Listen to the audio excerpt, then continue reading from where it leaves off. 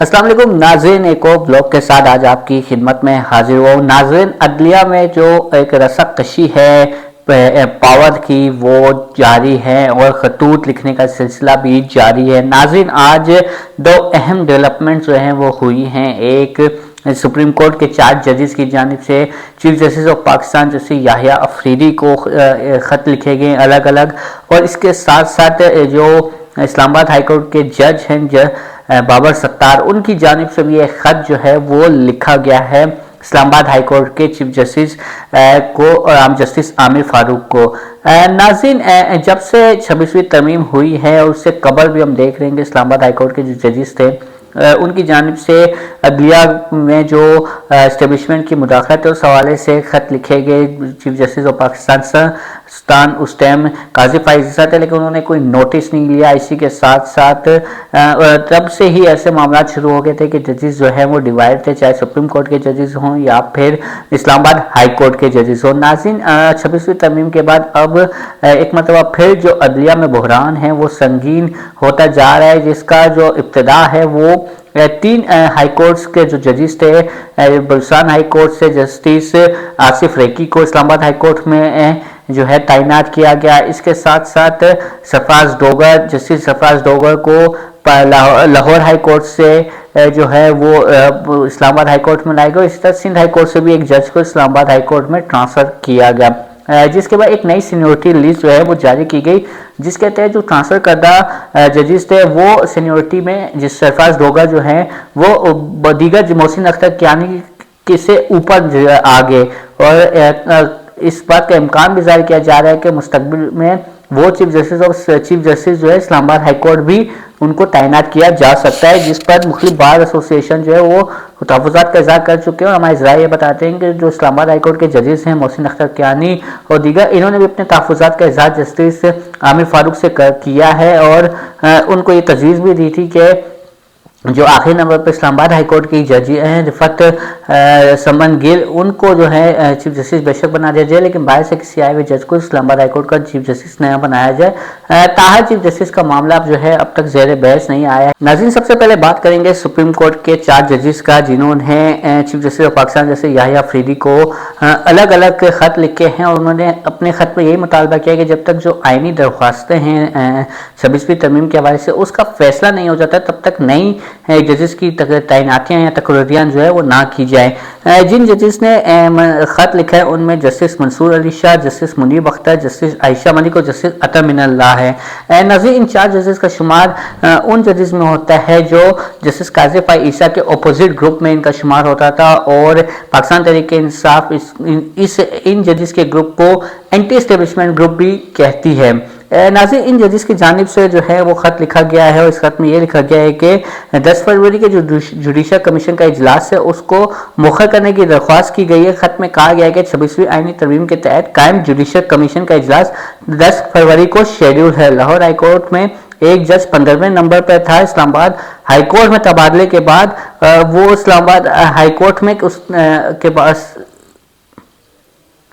इसको Islamabad high court तबादले के बाद वो सुप्रीम कोर्ट में कैसे जो हैं वो अहल हो सकता है। इसके साथ साथ जो आइनी दरख्वास्तें हैं 26वीं तरमीम के हवाले से, उस हवाले से भी इन्होंने अपने तहफ़्फ़ुज़ात का इज़हार किया। उनका मुतालबा है कि जो फुल बेंच है वो ये जो समाते हैं ये दरख्वास्तें इन पर समात करे, लेकिन क्या उन जो फुल बेंच होगा उसमें जो 26वीं तरमीम के तहत जो तैनातियाँ की होंगी, जिन तकरीरियाँ की गई होंगी जिन जजेस की, क्या वो भी इसमें शामिल होंगे? तो यहाँ वो भी एक बहुत बड़ा सवाल निशान जो है ख़त के ज़रिए खड़ा किया गया है। नाज़रीन, इसके साथ साथ ख़त में यह भी कहा गया है कि आइनी तरमीम के फैसले तक नए जजेस की तैनाती का अमल रोका जाए। कम अज़ कम आइनी बेंच की जानिब से फुल कोर्ट की दरख्वास्तों पर फैसले का इंतजार किया जाए। इस्लामाबाद हाई कोर्ट के जजेस की सीनियरिटी तय होने तक भी जुडिशल कमीशन का इजलास मौखर किया जाए। इसके साथ साथ जो जजेस ने खत लिखा है उसके मतन के मुताबिक 26वीं तरमीम केस में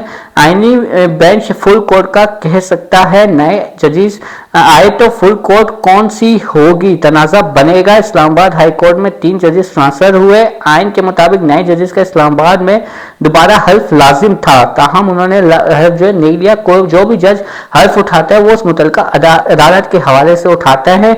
जब इन 3 जजेस का तबादला किया गया है इस्लामाबाद हाईकोर्ट में, तो इनको दोबारा से एक मरतबा फिर अपना हल्फ जो है वो उठाया जाए, और हल्फ उठाने के बाद ही जो जजेस की सीनियरिटी है वो तय की जाती है, जिसका मकसद ये है कि जो जजेस कहना चाह रहे हैं कि अगर हल्फ दोबारा उठाते हैं तो वो तीनों जजेस अगर अपनी अदालतों में वो सीनियर भी थे, तो वो इस्लामाबाद हाईकोर्ट आने के बाद जब जजेस हल्फ उठाएंगे तो वो जूनियर जजेस कहलाएंगे।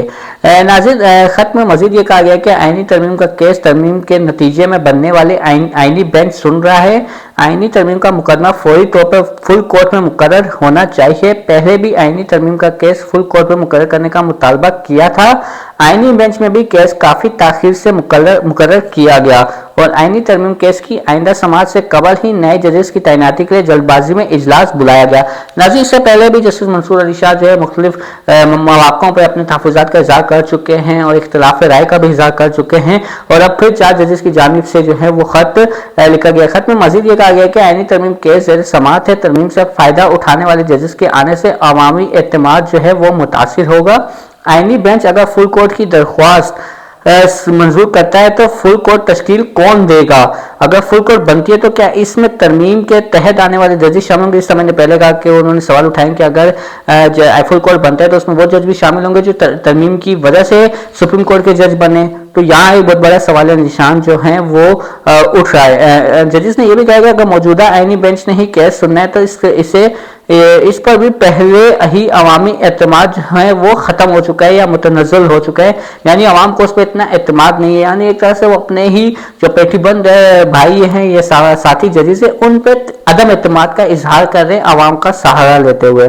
नाज़रीन, खत के मतन के मुताबिक अवाम को मौजूदा हालात में कोर्ट पैकिंग का तासुर मिल रहा है। जानना चाहते हैं किसके एजेंडे पर और मफादात के लिए अदालत की तजलील की जा रही है। जानना चाहते हैं अदालत को इस सूरत में क्यों डाला जा रहा है। यानी वो चीज जैसे सवाल करें कि कौन इन सब के पीछे जो इतनी जल्दबाजी में आपसे फैसले करवा रहा है और ऐसे तबादले करवा रहा है, इसका जवाब दिया जाए। और इससे जो अदलिया के दरमियान जो डिवाइडेशन थी वो खुल के नजर आ रही है। नाज़रीन, इसके साथ साथ इस्लामाबाद हाईकोर्ट के जज जस्टिस बाबर सत्तार ने भी जो है चीफ जस्टिस को खत लिखा है और चीफ जस्टिस को खत में उन्होंने कहा है कि चीफ जस्टिस इस्लामाबाद हाईकोर्ट को जस्टिस आमिर फारूक को, और उन्होंने जो जस्टिस की ट्रांसफर हुई है और उसके बाद जो सीनियरिटी लिस्ट बनी है उसमें उन्होंने तहफ़्फ़ुज़ात का इज़हार किया है। जस्टिस बाबर सत्तार ने अपने खत में लिखा है कि ट्रांसफर जजेस की सीनियरिटी लिस्ट जारी करने पर तहफ़्फ़ुज़ात है। हाईकोर्ट एडमिनिस्ट्रेशन की कमेटियां तब्दील कर दी गई हैं और उसको गैर कानूनी भी उन्होंने जो है वो करार दे दिया। जस्टिस बाबर सत्तार ने खत में सीनियरिटी लिस्ट के खिलाफ रिप्रेजेंटेशन फाइल करने पर भी गौर किया है। जस्टिस बाबर सत्तार ने यह भी लिखा है कि सीनियरिटी लिस्ट और एडमिनिस्ट्रेशन कमेटी का नोटिफिकेशन जारी करना गैर आईनी और गैर कानूनी है। बगैर इस्लामाबाद हाईकोर्ट के जज हल्फ उठाए ट्रांसफर जजेस को कमेटी में रखने गैर कानूनी है और उन्हें किस तरह जो है बगैर हल्फ उठाए कमेटी का मेंबर जो है वो बना दिया गया है। उन्होंने आर्टिकल 194 का हवाला भी दिया है और उन्होंने लिखा है कि आर्टिकल 194 के तहत हमारे मौजूद साथी जज अपनी अपनी हाईकोर्ट का हल्फ उठा रखा है। हल्फ में तीनों जजेस ने कह रखा है कि वो अपनी अपनी हाईकोर्ट में बतौर जज अपनी जिम्मेदारियां निभाएंगे। इस्लामाबाद हाईकोर्ट ट्रांसफर के बाद तीनों जजेस ने हल्फ नहीं उठाया जो जरूरी था। हल्फ के बगैर वो जजेस इस्लामाबाद हाईकोर्ट में अपनी ड्यूटियां शुरू नहीं कर सकते। जस्टिस बाबर सत्तार ने यह भी लिखा है कि इन जजेस को हल्फ के बगैर जुडिशियल इंतजामी काम के लिहाज से इस्लामाबाद हाईकोर्ट का जज नहीं कहा जा सकता। आपकी ज़ेर निगरानी, ये इस्लामाबाद हाईकोर्ट के चीफ जस्टिस से कह रहे हैं, आपकी ज़ेर निगरानी तीनों जजेस आर्टिकल 194 के खिलाफ वर्जी में बगैर हल्फ 3 फरवरी से जुडिशियल काम जो है सरअंजाम दे रहे हैं।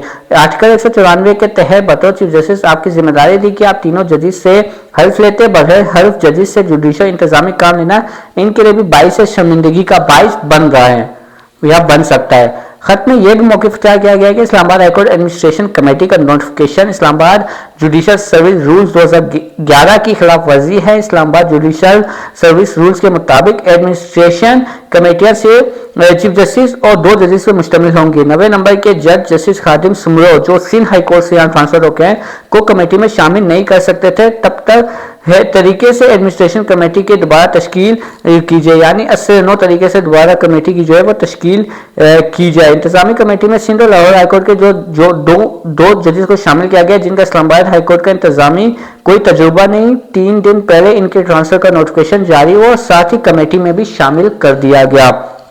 नाज़रीन, इस तरह के बहुत से तहफ़्फ़ुज़ात हैं जो जस्टिस बाबर सत्तार और जस्टिस जो सुप्रीम कोर्ट के 4 जजेस हैं उनकी जानिब से जो हैं वो उठाए जा रहे हैं और chief justice Islamabad high court Aamir Farooq और चीफ जस्टिस पाकिस्तान याहिया अफरीदी से बार बार मुतालबा किया जा रहा है, अपने तहफ़्फ़ुज़ात रखे जा रहे हैं और जो इख्तिलाफ़ राय हैं वो खुल के अब सामने आ रहा है, जुबान ज़द आम है।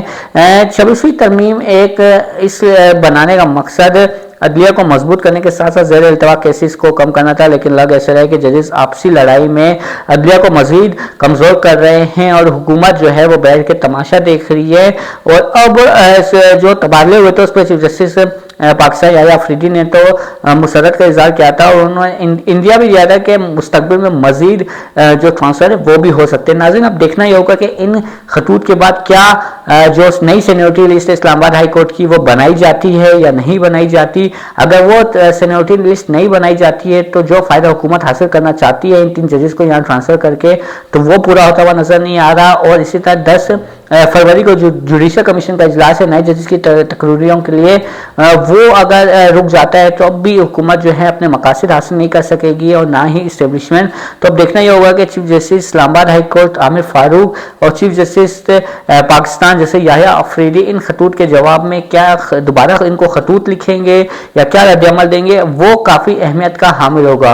नाज़रीन, अपना ख्याल रखिएगा और हमारा चैनल देखे रहेगा और जो भी फीडबैक है वो ज़रूर दिया करें। आपकी राय जो है वो काफ़ी अहमियत की हामिल होती है। अल्लाह हाफिज़।